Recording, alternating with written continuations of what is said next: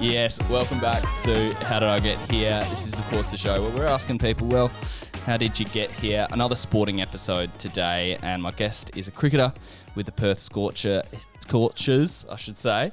He had a very big role in the 2023 BBL Grand Final.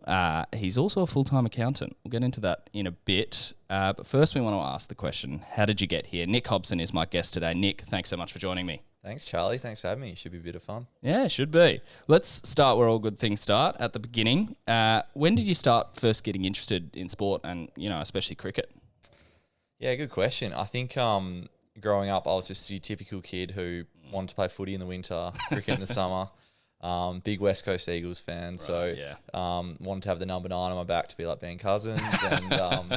And yeah, to be honest, it was probably around the age of 6, I reckon, when you start getting into that low-level junior sport. And went down to the Claremont Netherlands Cricket Club around then. So that was when I first got into cricket. Of course, Claremont Netherlands is a bit of a producer of some pretty big cricket players. But you mentioned there you also played footy. Was it always cricket was the major focus, or was there ever hope of a footy career? I wish I could say there was hope. Wasn't quite fast enough, to be honest. But look, I was probably one of those kids who developed a little bit later in high school. Right. And in sport in generally. But I absolutely love my footy. But it got to that age of probably 14 or 15 where the other kids really shot up and I was a little bit slower, and cricket favoured that a bit more. And like everything, you follow the things that you're slightly better at. So went towards cricket. Absolutely. For you as a student, what kind of role did sport play? Yeah, huge. I mean, looking back through high school, sport was the highlight of school. Like yourself, Scotch College boy. Yeah, of course. Friday and Saturdays were often footy in winter and cricket in summer, and it was such fond memories playing with your mates. And then I guess through university, it was still an age where you play a lot with your mates, and just a lot of enjoyment really when I think back to that. Now, outside of cricket, you are pretty clever. Like, what kind of student were you? How would you describe yourself? I probably didn't switch on until probably year 11 or 12, I reckon. Yeah. Where I started to put a little bit more focus on my academic life, and then even through university, I'd say my focus was probably more towards sport, in particular cricket. Yeah. My marks were steady, but they wouldn't none to write home about. Favourite subject? Favourite subject, year 12 history. Actually. History. Really loved history. I don't know why. I just really loved it. I feel like I know exactly the teacher you're thinking about. We won't mention him here. No names. Other side of the coin, least favourite subject? Least favourite subject. I don't know why. I just don't really like English. Yeah, a controversial subject. Controversial. No, but it's all preferences. So coming out of school, was it aspirations always for a career in sport and cricket? Yeah, I think so. Like, cricket's very different to AFL footy, where traditionally guys finish school and they get drafted a year or two after, and it's a very linear pathway. I think cricket's got a lot broader scope where you often don't get your chance until a little bit later. But in saying that, straight after school, I actually had 6 months in the UK playing over there. It's something I always wanted to do, and then came back and got into the pathway system in WA at under 19 level. And I think once I kind of got that taste out of school that I started to progress, it was definitely an ambition from there. You make a good point, because especially here in WA, footy, there's 2 teams in WA, there's 18 teams across the country. Cricket, there's countless leagues across the world. There's 3 different kinds of cricket. Is there a bit of uncertainty going into trying to go into a career of cricket? Yeah, I think so. It's like you said, that's probably particularly now for the kids who are finishing school or the age of kind of 18 to 21. There's so many different types of cricket you can play. Yeah, a lot of leagues, but to be honest, it's actually slightly different to footy, where there's 18 teams of 40 odd guys on the list. You've got 6 states with not as many on a list. So it's around 20 odd. So it can be a lot harder to get a go, and I think that is as positives and negatives to both, right? Yeah, absolutely. So you graduate school in 2011, but you don't debut for the Scorchers till 2019. What's the intermediate period like for you? What happens in those 8 years? Big question, but big question, a fair bit. Yeah. Look, I actually, so I think I've touched on, I was in the pathway program in the under-19s a year or two after school. Did a couple of stints to the UK. That was for Durham, was it? Yeah, I was up in Durham, yeah. which was great. Connection through a Scotch career coach there. And then at the age of 21, I got what's called a rookie contract. Mm-hmm. So that's for young players in the pathway system for the WACA. So that was like my first full-time cricket contract. And I don't know, I did not have a very good year, to be honest. You know, your typical, I was probably more your overtrainer, overthinker, overanalyzer. And it was 1 year on the system and then contract was done. So I finished my university studies and then got into what my job is now as an accountant at EY. And that probably from a professional sense, as in paying the bills, that's what I did for years. But cricket was always there in the background and a balance. I don't know how much detail you want to go into, but then obviously, like you mentioned, a debut in 2019. Well, so before we get there, you know, playing for youth teams like the under-19s, the under-23s, you know, it's a kind of cricket we don't often get a whole lot of coverage on until, you know, you go into the professional teams. What's that actually like? What's that environment like for an up-and-coming cricketer? Yeah, look, they're really interesting. Like, cricket's probably a little bit different to AFL footy where there's massive list changes. You get small list changes. So a lot of the guys you play, you know, I played a fair bit of second 11 cricket where you're with a similar bunch of guys, you get to know. So fortunately, WA was a great group of guys. But yeah, cricket's different. You travel for a whole week when you go away. So you spend weeks away. Look, they're good fun, but like any pro sport, the guys in the seconds want to play in the first, right? So very competitive environments, often on the road, but yeah, with good people. And then uni's happening at the same time. I think it was UWA here in Perth. What's that like balancing the two? Not too bad, to be honest. I think uni was a lot easier than work life, obviously, because a bit of flexibility.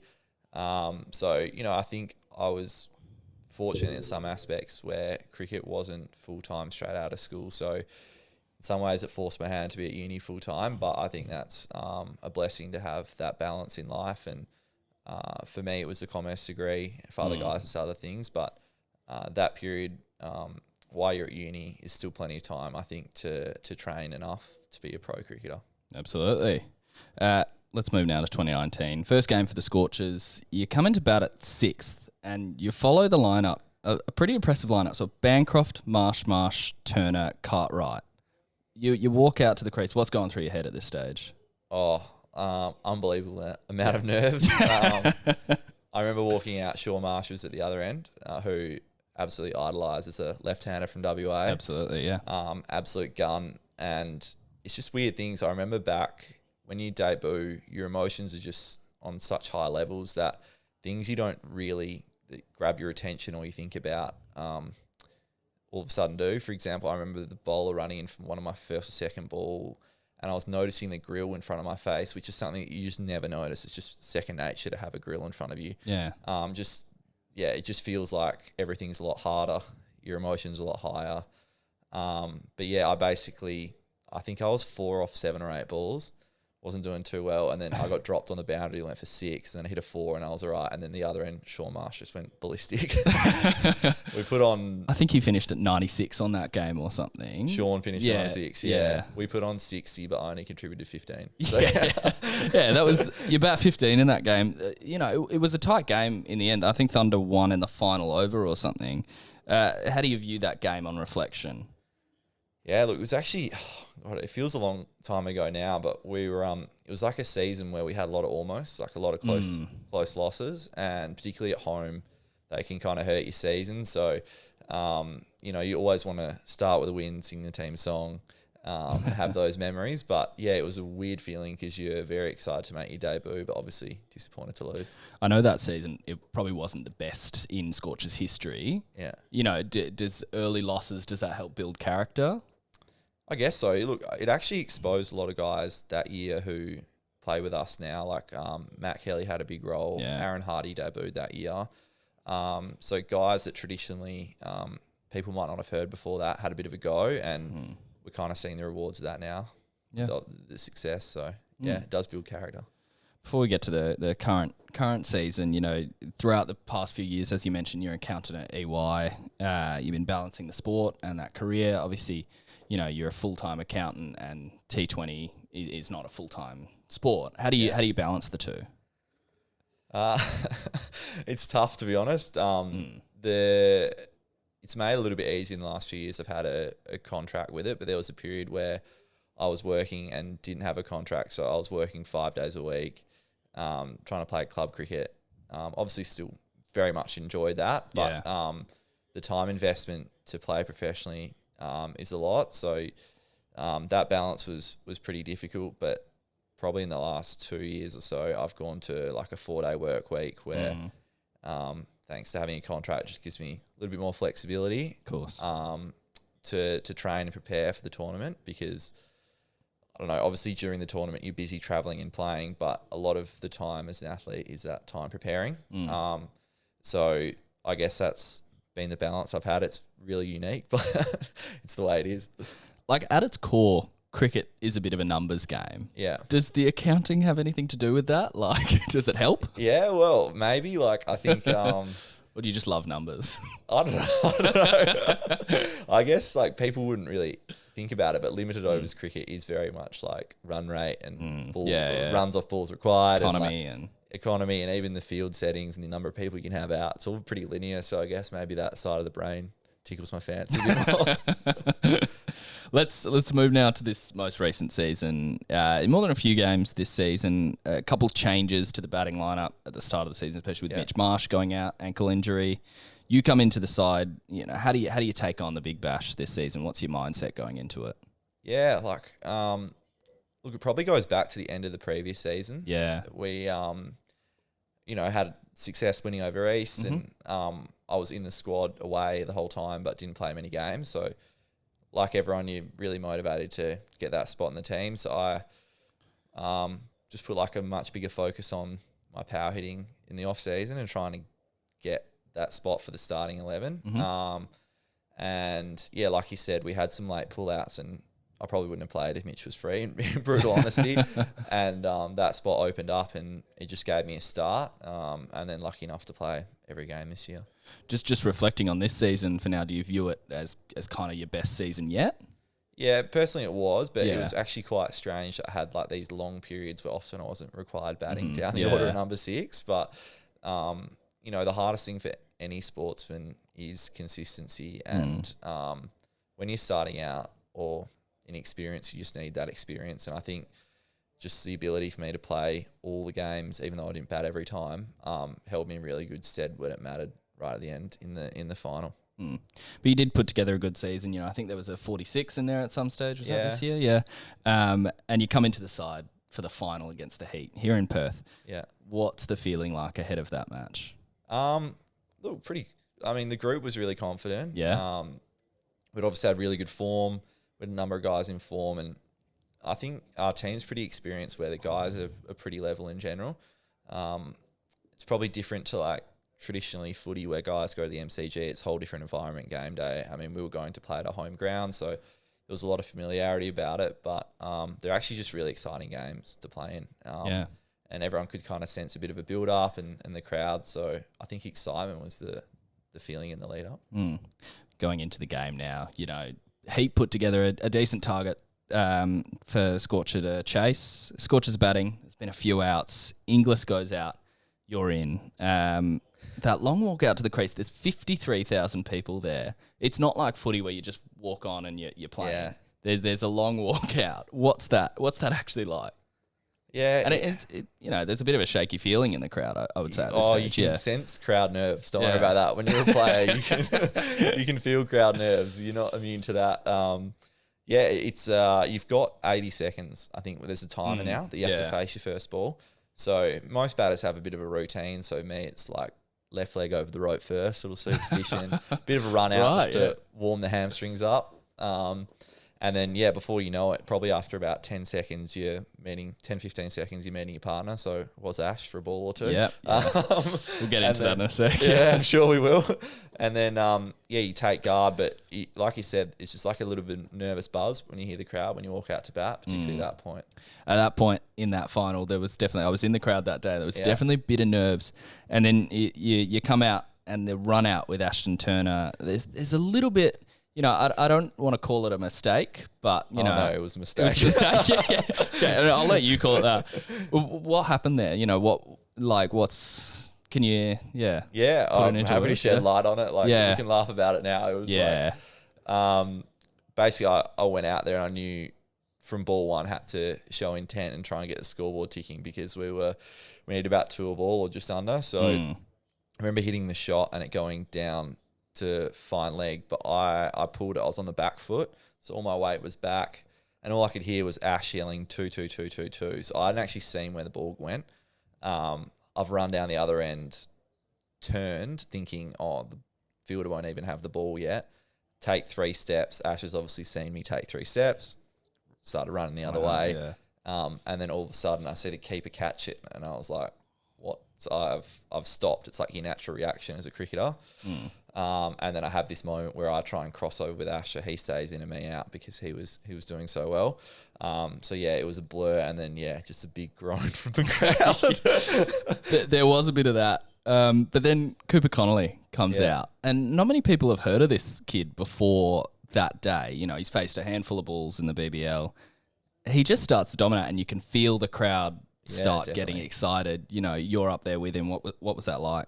Yeah, that third last over was the one that Coop took down. So probably from a cricketer's perspective, like an analytical perspective, we knew that was the over that we had to take down to get back in the game, or the bowlers who were on the last 2, we felt like were harder to get away than the guy bowled the third last over. So the first one Coop got out, and I think everyone was happy. But by that last ball of the third last over, that roar when he hit that 6 was unbelievable. And you just feel the momentum come back in our favour, and the crowd start to get behind us a bit more. Do you feel the excitement as the crowd kind of amps up? Yeah, definitely. Yeah. They talk about in sport like home crowd advantage with noise, and I think that was definitely the case. The first or second ball of the second last over, Cooper got dropped, really high ball, and that was so loud. And that's where you can see the Brisbane Heat's body language change, and that crowd noise really start to become a factor. Yeah. Final over, you're at the bat, 10 runs are needed. I'll let you tell the story. Just what happened. It was bizarre. Even with 2 overs to go, so me and Coop hadn't batted a lot, so a lot in the nets. With the coaches, we would walk in and it would be, all right, you need 20 off 10.